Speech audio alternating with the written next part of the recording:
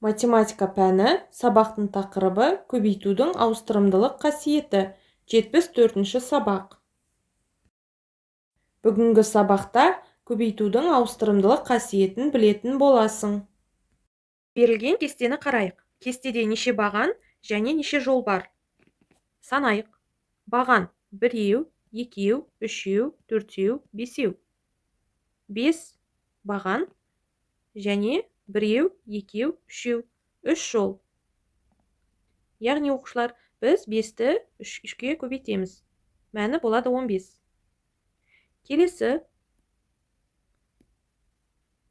керісінше санап көрейік. Енді неше жол бар? 1, 2, 3 жол бар. Және баған 1, 2, 3, 4, 5. 5 баған бар. Мәні өзгермейді. Яғни 5-ті 3-ке көбейтсек те, 3-ті 5-ке көбейтсек те, мәні 15 болады. Бұл жерден көбейтудің ауыстырымдылық қасиетін көре аламыз. Көбейтудің ауыстырымдылық қасиеті дегеніміз, көбейткіштердің орнын ауыстырғанмен көбейтіндінің мәні өзгермейді. Мысалы, 4 көбейту 2. Мәні болады 8. 2-ні 4-ке көбейтсек, яғни орнын ауыстырғанымен, оның мәні өзгермейді. Тағы бір мысал, 3 көбейту 2, мәні болады 6. Осы көбейткіштердің орнын ауыстырайық. 2 көбейту 3, мәні болады 6. Номер 3-ші есеп 25-ші бет. Үлгі бойынша орында.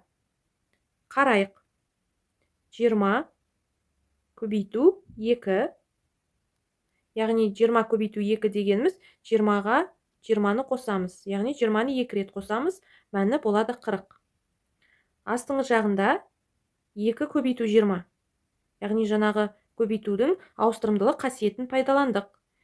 Ереже естеріңде болса, көбейткіштердің орнын ауыстырғанымен көбейтіндінің мәні өзгермейді. Яғни мәні сол беті 40 болып қалады. Қалған көбейтінділерді өзің үлгіге қарап шығар. Номер 5-ші есеп 25-ші бет. Есептемей салыстыр.